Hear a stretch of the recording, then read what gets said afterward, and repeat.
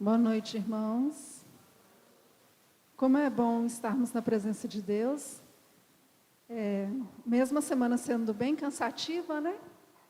E a gente ainda pega um pouquinho de força que resta e vem aqui na presença do Senhor. Isso é muito bom. Nós estamos numa série, já há 2 quarta-feiras, essa é a 3ª quarta-feira, e o tema é Hackeando a Bíblia. O Jonas foi o primeiro que passou a mensagem para vocês, né? Depois o Nelsinho, e hoje eu estou aqui. Marcos me convidou, eu aceitei o convite e vou falar um pouquinho para vocês hoje sobre formatando a máquina. Já adianto que eu peguei algumas imagens de inteligência artificial para fazer o PowerPoint, mas é só uma ilustração, tá, irmãos? Não tem nada a ver com alguma coisa sobrenatural, mas é para que a gente possa entender um pouquinho melhor sobre esse importante tema. Bom, não sei se você já usou algum computador que não funcionava de jeito nenhum. O meu computador, de vez em quando, eu preciso de formatar, porque o computador que dá trabalho, ainda mais que fica escrevendo, estudando, e as máquinas, elas são assim, né? Elas têm um prazo de validade. A gente não consegue ficar com o celular a vida inteira, a gente não consegue ficar com uma TV a vida inteira, e nem com o computador. O computador ele ainda precisa ser formatado várias vezes para que a gente possa continuar usando.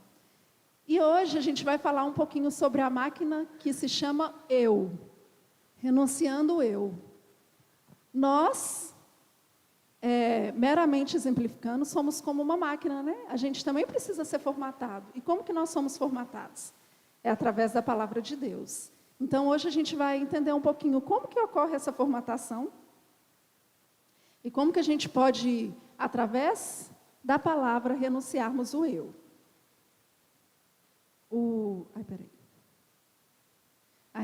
Eu convido vocês, então, a abrirem a Bíblia de vocês lá em Apocalipse, no capítulo 3, nos versículos 14 a 21, que hoje, basicamente, o que a gente vai falar é sobre Apocalipse, a 7ª igreja, tendo em vista que nós fazemos parte dessa igreja, que é a igreja de Laodiceia.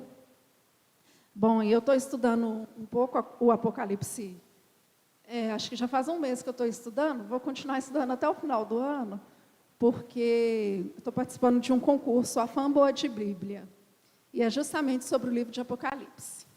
Não passei para a etapa da união, infelizmente, mas eu fiquei em 2º lugar do campo. Então, agora eu estou estudando para ver se eu fico em 1º lugar aqui na Mineira Central. O livro de Apocalipse é muito interessante, né? E o escritor do livro de Apocalipse, o apóstolo João, ele escreveu, inspirado pelo Espírito Santo, e ele escreveu para 7 igrejas. E hoje a gente vai estudar a 7ª igreja. E é interessante a gente contextualizar um pouquinho, porque as cartas às 7 igrejas, realmente, na época de João, existiam as 7 igrejas, né? Existia a igreja de Éfeso, de Esmirna, Pérgamo, Sardes, Tiatira, Filadélfia e a de Laodiceia. E todos os aspectos que o apóstolo João colocou nas cartas era justamente o que as igrejas estavam vivenciando naquele momento. E é interessante também porque, embora tenha escrito as cartas para aquelas igrejas, ele escreveu também para outros períodos em que aconteceria cada uma das 7 igrejas. E a de Laodiceia começou em 1844. Está lá escrito no comentário bíblico adventista, né? Então, hoje a gente vai estudar um pouquinho sobre essa carta. A carta à igreja em Laodiceia. No versículo 14, está escrito assim: Ao anjo da igreja em Laodiceia escreva: Estas coisas diz o Amém, a testemunha fiel e verdadeira, o princípio da criação de Deus. Conheço as obras que você realiza, que você não é frio, nem quente. Quem dera você fosse frio ou quente. Assim, porque você é morno e não é nem quente nem frio, estou a ponto de vomitá-lo da minha boca. Você diz, eu sou rico, estou bem de vida e não preciso de nada. Mas você não sabe que é infeliz. Sim, miserável, pobre, cego e nu. Aconselho que você compre de mim ouro refinado pelo fogo, para que você seja de fato rico. Compre vestes brancas para se vestir, a fim de que a vergonha da sua nudez não fique evidente, e colírio para ungir os olhos, a fim de que você possa ver. Eu repreendo e disciplino aqueles que amo. Portanto, seja zeloso e arrependa-se. Eis que estou à porta e bato. Se alguém ouvir a minha voz e abrir a porta, entrarei em sua casa e cearei com ele e ele comigo. Ao vencedor darei o direito de sentar-se comigo no meu trono, assim como também eu venci e me sentei com meu Pai no seu trono. Quem tem ouvidos, ouça o que o Espírito diz às igrejas. Amém. Então aqui a gente já começa a observar algumas características da igreja de Laodiceia. E a primeira está bem clara, né? Laodiceia não era nem frio, não era uma igreja fria, mas também não era uma igreja quente. Era uma igreja morna, né? Que causava ânsia em Deus, uma vontade de vomitar. E aqui no comentário bíblico adventista, diz que o nome Laodiceia pode significar um povo julgado. A sua mensagem revela a nossa condição como um povo. É uma aplicação a todos que tiveram grande luz e muitas oportunidades, mas as desprezaram. É uma igreja onde falta o fervor do amor. E essa característica de ser uma igreja morna, no comentário bíblico adventista, fala que lá em Laodiceia existiam vários pontos turísticos. E um deles era justamente uma cachoeira de onde afluíam águas termais. E essas águas elas não eram nem quente e nem fria, eram águas mornas. Então essa linguagem, o povo de Laodiceia já estava bem familiarizado. E aqui eu vou trazer também alguns textos de Ellen White para vocês. E esse é o primeiro texto, onde Ellen White fala que os cristãos mornos, eles são piores que os infiéis. Ela diz assim: cristãos mornos são piores que os infiéis, pois suas palavras enganosas e a condição de falta de entrega leva muitos a se extraviarem. Os infiéis mostram suas verdadeiras tendências. O cristão morno engana ambas as partes, nem é bom mundano, nem bom cristão. Satanás serve dele para fazer uma obra que nenhum outro pode realizar. Olha o perigo de ser uma igreja morna, né? Quando a pessoa é mundana, ela já mostra quem ela é. Mas um cristão morno, a gente não consegue identificar quem ele é. Porque ele não é nem um bom cristão, mas também não é um mau cristão. É um cristão morno. É um cristão mediano. Então, a Bíblia nos apresenta 3 conselhos para que nós possamos mudar a nossa condição de cristãos mornos. 3 conselhos para que possamos renunciar ao eu e, de fato, formatarmos a nossa máquina, formatarmos o nosso interior. E esses conselhos a gente acabou de ler em Apocalipse 3. Nós devemos comprar ouro do Senhor, é um ouro refinado pelo fogo, para que sejamos de fato ricos. Precisamos comprar vestes brancas para nos vestirmos, a fim de que a vergonha da nossa nudez não fique evidente. E precisamos também comprar colírio para os olhos, a fim de que nós possamos ver. Então, hoje a gente vai se aprofundar um pouquinho em cada um desses 3 conselhos. Vamos começar por esse primeiro: comprar ouro refinado pelo fogo. Lá em Mateus 19, 16 a 22, tem uma história bem conhecida por todos nós, que é a história do jovem rico. E nessa história do jovem rico, conta que Jesus se encontrou com o jovem rico e ele perguntou para Jesus o que ele poderia fazer para receber a vida eterna. E Jesus respondeu para ele uma série de coisas, que ele não devia matar, não devia adulterar, não devia furtar, nem dar falsos testemunhos, devia honrar o seu pai e a sua mãe. E ele pensou: mas isso tudo eu já faço, como nós, né? A gente já segue os mandamentos. E o jovem respondeu: tudo isso eu tenho observado, então o que me falta? E Jesus respondeu: se você quer ser perfeito, vá, venda os seus bens, dê o dinheiro aos pobres e você terá um tesouro no céu. Depois, venha e me siga. E o jovem, ouvindo aquela palavra, ele ficou muito triste, porque ele era dono de muitas propriedades. E aí a continuação fala que Jesus falou com os discípulos sobre o perigo das riquezas, né? E a gente vai observar que aqui está falando das riquezas, sim, mas o que a gente precisa entender é que, às vezes, as riquezas trazem junto consigo muito egoísmo, às vezes nós não somos tão abertos para ajudar o próximo, e traz outras coisas também. E aqui, nessa passagem específica de Apocalipse, o ouro, ele simboliza as riquezas espirituais. É como um remédio que Deus nos concede para nós deixarmos de sermos egoístas. Às vezes a gente pensa muito em nós e não pensa no nosso próximo. E é por isso que a gente precisa formatar o nosso eu, né? Permitir que Deus formate o nosso eu. Assim como uma máquina ela não consegue se formatar sozinha, assim também nós não conseguimos nos formatar sozinhos. Nós somos totalmente dependentes do Senhor. E quando Deus propicia para cada um de nós riquezas, é para que nós possamos unicamente compreender que Ele é o dono da prata e do ouro. E essas riquezas são para benefício nosso, mas também para benefício de outras pessoas que não possuem o mesmo que nós. Por isso é importante entendermos sobre as riquezas. Aqui também fala que o ouro é refinado pelo fogo. Isso simboliza uma fé que foi provada e purificada pelo fogo da aflição. Eu vou pedir para vocês para abrirem lá em Tiago 2,5, porque tem uma passagem muito interessante que fala justamente sobre isso. Tiago, capítulo 2, o versículo 5. Aqui na carta de Tiago, no versículo 5, ele começa assim, no capítulo 2. Escutem, meus amados irmãos, por acaso Deus não escolheu os que para o mundo são pobres para serem ricos em fé e herdeiros do reino que Ele prometeu aos que o amam? Aí continua, né? No entanto, vocês desprezam os pobres.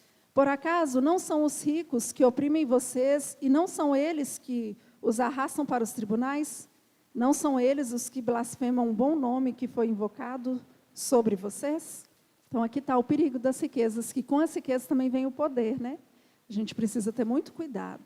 E lá em 1 Timóteo 6, 17 e 19, tem um outro texto também muito interessante. 1 Timóteo 6, 17 a 19, contém uma exortação aos ricos.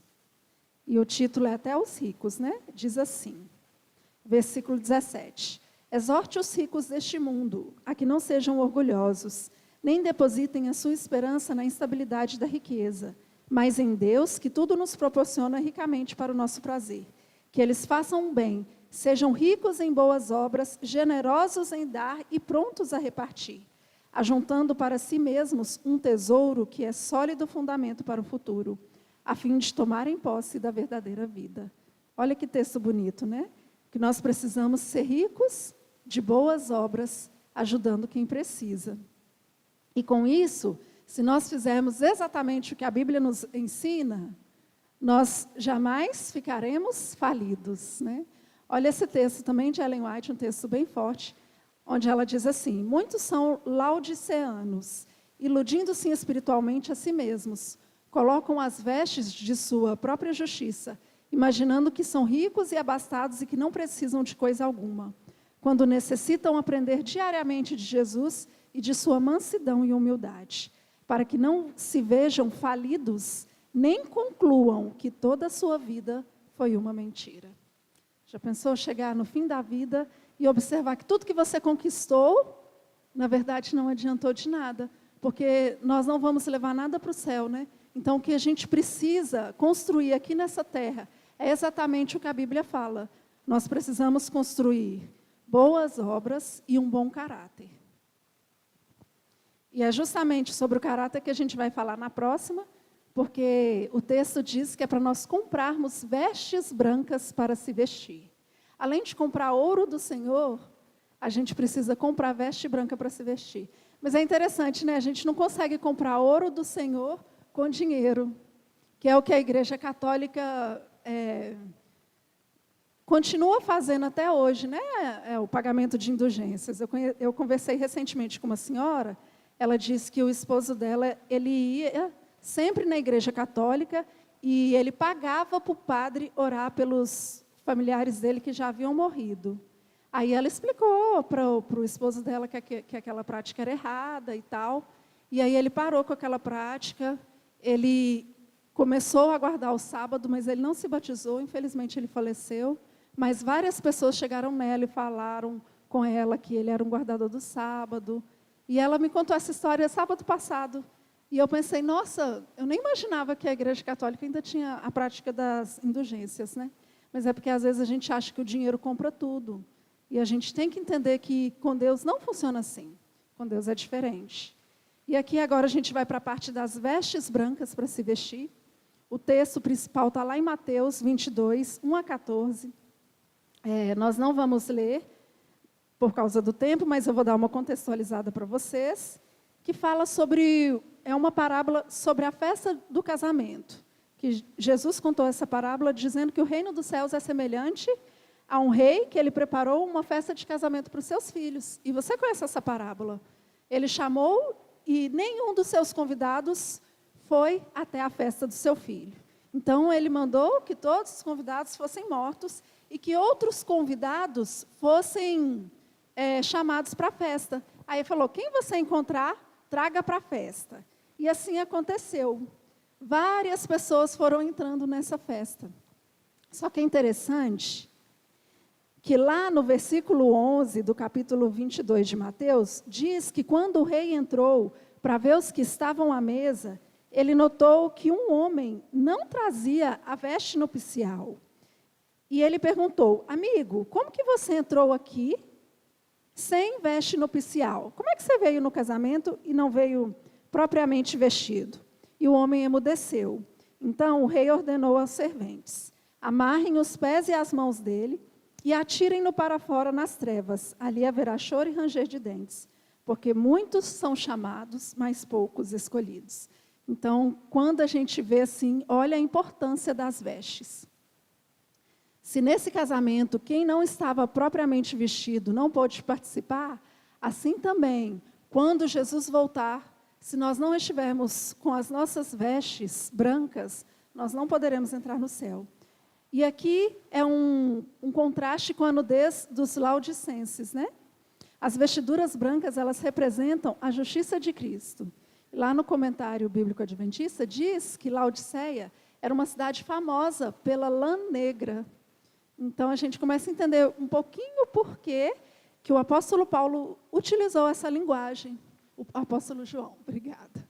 O apóstolo João utilizou essa linguagem das vestes brancas, porque eles já estavam familiarizados, com certeza, se a lã era negra, eles usavam muitas roupas negras, né? Mas eles precisavam das vestes brancas para que eles pudessem ter comunhão com Deus. E lá em Gálatas 3:27, abram suas Bíblias, tem um versículo muito interessante que fala justamente sobre as vestes. Gálatas, capítulo 3, versículo 27.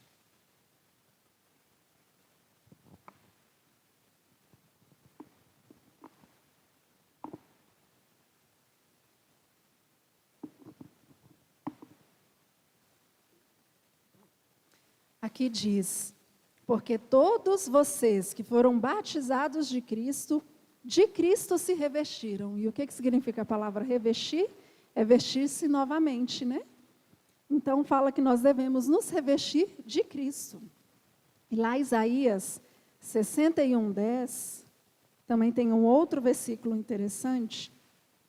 Isaías, capítulo 61, versículo 10. Um versículo lindo, que fala sobre as boas novas da salvação, esse capítulo. E no versículo 10 diz assim,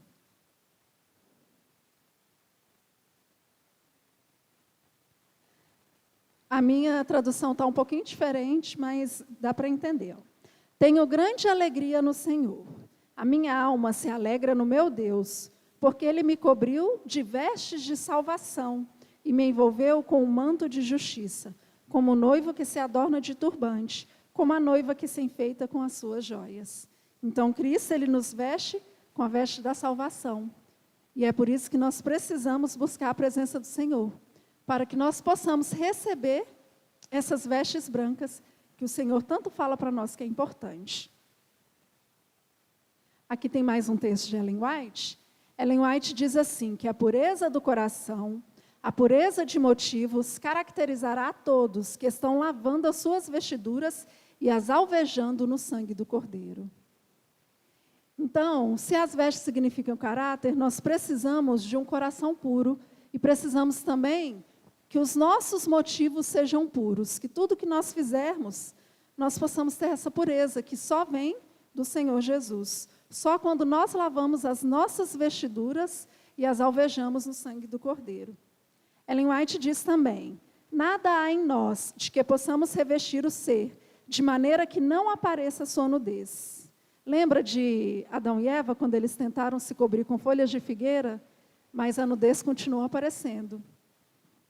Porque nós devemos receber o manto da justiça tecido no tear do céu, isto é, o imaculado manto da justiça de Cristo. Só a justiça de Cristo pode nos cobrir. Só a justiça de Cristo pode cobrir a nossa nudez. Por isso que nós precisamos buscar a cada dia o Senhor, para que nós possamos ser puros de coração e para que Ele possa cobrir a nudez da nossa alma. O pessoal fala que a única coisa que nós vamos levar para o céu é o nosso caráter, né? É por isso que é tão importante esse texto, quando fala das vestes. Nós precisamos entregá-las ao Senhor para que Ele possa nos ajudar, para que possamos ser puros e que possamos conseguir também o nosso tão almejado sonho, que é entrar no céu com Jesus. E por último, a Bíblia diz que nós devemos comprar colírio para os olhos. Aqui o colírio, ele representa um antídoto do céu para a nossa cegueira espiritual. Os cristãos de Laodiceia são caracterizados por essa cegueira espiritual. A gente acha muitas vezes que a gente está salvo, mas estamos bem longe da salvação. E qual que é o propósito? É abrir os nossos olhos para a verdadeira condição da igreja. E essa é uma obra que somente o Espírito Santo pode fazer. E esse texto aqui de João 16, 8 a 11, ele diz justamente qual que é a obra do Espírito Santo em nossa vida. E é por isso, gente, que é tão importante nós hackearmos a Bíblia toda, né? A gente está trazendo vários textos aqui bíblicos, mas é porque sem o estudo da palavra de Deus, a gente não consegue entender as verdades que Deus tem para nós. É por isso que é importante fazer esse estudo mais aprofundado da Bíblia, para que nós possamos compreender o que Deus quer falar ao nosso coração. Lá, em João 16, 8 a 11, diz assim, a obra do Espírito Santo. Quando Ele vier, convencerá o mundo do pecado, da justiça e do juízo. Do pecado, porque eles não creem em mim. Da justiça, porque vou para o Pai, e vocês não me verão mais. E do juízo, porque o príncipe deste mundo já está julgado. E olha que interessante, as palavras de Jesus sobre o Espírito Santo, que quando Jesus subisse ao céu, o Espírito Santo ia vir para convencer o mundo do pecado, da justiça e do juízo. E quando a gente lê essa parte, a gente pode pensar que mundo é só as pessoas que estão lá fora. Mas não, somos nós também, cristãos que estamos aqui dentro da igreja que representa Laodiceia. Porque a igreja de Laodiceia é uma igreja cega, é uma igreja que não consegue ver os seus próprios erros. E é por isso que é tão importante que nós busquemos o Espírito Santo para pedir a Ele que possa nos mostrar onde nós estamos errando. Pedir a ajuda do Espírito Santo para vencer as provações e para nos mantermos firmes na palavra de Deus. Ellen White fala que os olhos são a consciência sensível, a lâmpada interior da mente. E é verdade, né? Tudo entra na mente pelos nossos olhos. A importância de nós cuidarmos dos nossos olhos. Principalmente agora, no momento em que estamos vivendo. Esse momento que tem tanta inteligência artificial, e a inteligência artificial está aí para fazer com que a gente perca o foco. A gente pode observar quando a gente entra na internet, né? Tantas coisas ruins podem acontecer simplesmente por causa dos nossos olhos. E é por isso que é tão importante a gente estudar sobre isso. Os olhos são a consciência sensível, a lâmpada interior da mente. De sua correta visão das coisas depende a saúde espiritual de toda pessoa e de todo ser. O colírio, que é a palavra de Deus, desperta e faz doer a consciência ao ser aplicado, pois convence do pecado. Mas a dor é necessária para que se possa seguir a cura e para que os olhos tenham em vista unicamente a glória de Deus. Os nossos olhos, eles precisam ter em vista unicamente a glória de Deus. Então, esse sermão, quando eu estudei, eu percebi que esse sermão é para mim. Porque o apelo aqui, os conselhos da igreja de Laodiceia, é um conselho que a gente não deve achar que é um conselho para outra pessoa, mas é um conselho para cada um de nós. Quando a gente lê a Bíblia, a gente tem que colocá-la como conselhos para nós mesmos e não para o outro. Porque às vezes a gente pensa, nossa, se fulano de tal estivesse aqui. Mas, na verdade, esse é um conselho para cada um de nós. Nós devemos ter cuidado com os nossos olhos, porque são a janela da nossa alma. E assim, depois de passarmos por esses 3 conselhos, termos já comprado o ouro do Senhor, aprendermos, né, a comprar ouro do Senhor, a comprarmos as vestes brancas e a comprarmos colírio, nós precisamos entender a nossa condição. E quando a gente entende que nós somos pecadores, nós somos então, pelo Espírito Santo, através da sua transformação, nós somos formatados. E aqui tem um texto muito forte de Ellen White, que eu até mostrei ao meu esposo, falei, o que você acha desse texto? Ele, acho que você pode tirar. Eu falei, não vou tirar, não. Se ele tivesse falado que era para deixar, né? Talvez eu tivesse tirado. Mas é um texto forte. Só que eu achei muito propício para a gente, nesse contexto em que estamos vivendo hoje. E a pergunta que Ellen White faz é, cometeu Deus um erro? Deus escolheu um povo e fê-los depositários de uma verdade repleta de resultados eternos. Foi-lhes confiada a luz que tem de iluminar o mundo. A luz que o Senhor traz para nós hoje é a luz que nós devemos levar para o mundo. Acaso cometeu o Senhor um erro? Somos nós, em verdade, os instrumentos de sua escolha? Somos nós, os homens e as mulheres, que devem levar ao mundo as mensagens de Apocalipse 14? Proclamar a mensagem de salvação aos que se encontram à beira da ruína? Agimos nós como se o fôssemos? Essa é uma pergunta retórica, né? Não precisa responder. Mas pensa aí, eu aqui estou refletindo também. Será que eu tenho feito o meu papel nessa grande comissão que o Senhor nos outorgou, que é levar a sua mensagem de salvação às pessoas? Será que todas as pessoas que nós temos entrado em contato, a gente está entregando essa palavra, falando para eles que pouco tempo resta, que Jesus vai voltar? Eu lembro quando eu era criança aqui na igreja, e lembro também que minha mãe falava muito, 1000 chegará, 2000 não passará. E a gente já está em 2023. E Jesus, ele está muito perto de voltar. Só que às vezes a gente vive uma vida achando que Jesus não vai voltar. Porque já se passaram tantos anos e parece que essa mensagem é sempre a mesma, né? E que nada acontece. Mas ele vai voltar sim. Em uma das cartas, eu não lembro qual, ele fala que vai vir como ladrão se a gente não estiver vigiando. E a gente precisa cuidar, porque realmente Jesus, ele está muito perto de voltar. E a gente precisa receber uma transformação. Porque uma água morna, ela é uma água bem gostosinha, né? Você fica lá, aquelas águas termais, quando a gente vai no parque aquático, tem as águas quentinhas, dá vontade de ficar lá o tempo todo, na tranquilidade. Assim é a nossa condição hoje como igreja de Laodiceia. Nós somos cristãos mornos, a gente está tão acomodado com a palavra, que a gente não sente aquele desejo, aquele ímpeto de pregar o evangelho. Porque já salvou a nossa vida, para que a gente vai levar salvação para os outros? Mas aqui, Ellen White fala, Deus, a gente sabe, gente, ele não cometeu um erro. A mensagem, de qualquer forma, vai ser pregada. Mas que nós possamos hoje sermos participantes ativos da pregação do Evangelho. E aqui eu quero deixar um último texto, porque no finalzinho do capítulo 3 de Apocalipse, diz que o Senhor está à porta e bate.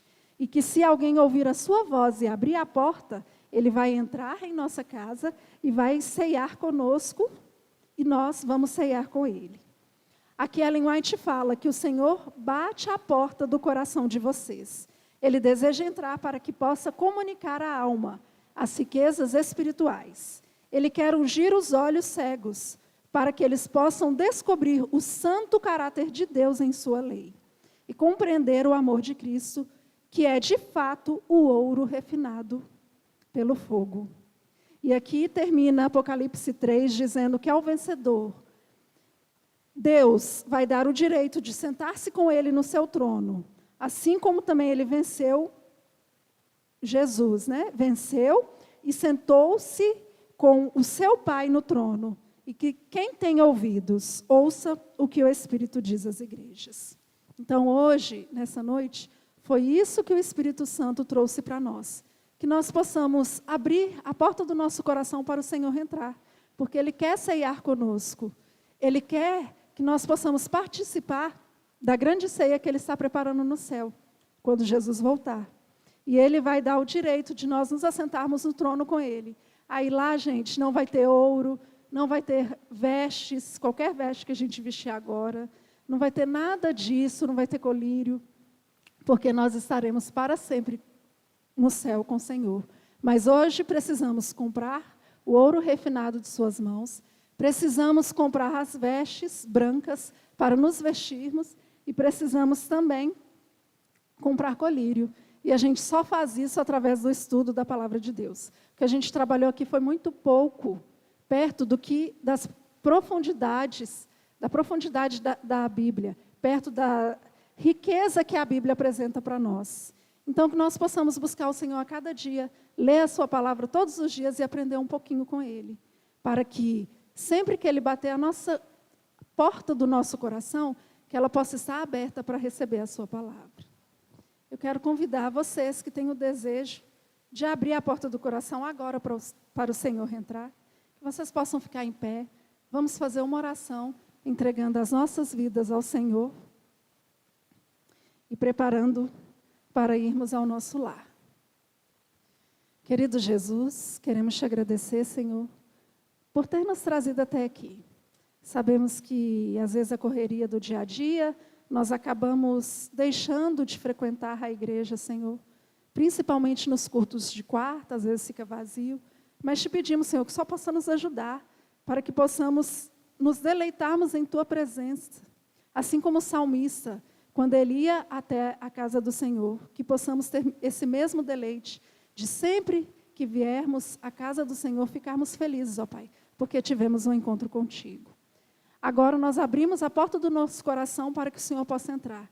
Nós te pedimos humildemente, Pai, que o Senhor possa nos ensinar a comprarmos ouro das suas mãos, a comprarmos as vestes brancas para nos vestirmos e colírio, ó Pai, para que nós possamos sair dessa cegueira espiritual em que nos encontramos como o povo de Laodiceia. Nos ajude a pregar o Teu Evangelho e abreviar a Tua volta, pois não aguentamos mais esse mundo, Senhor, e desejamos passar a eternidade contigo. Fica conosco, abençoe o lanche que teremos agora, nos abençoe também quando estivermos voltando para os nossos lares. Nós te pedimos e agradecemos por todas as bênçãos, em nome de Jesus. Amém.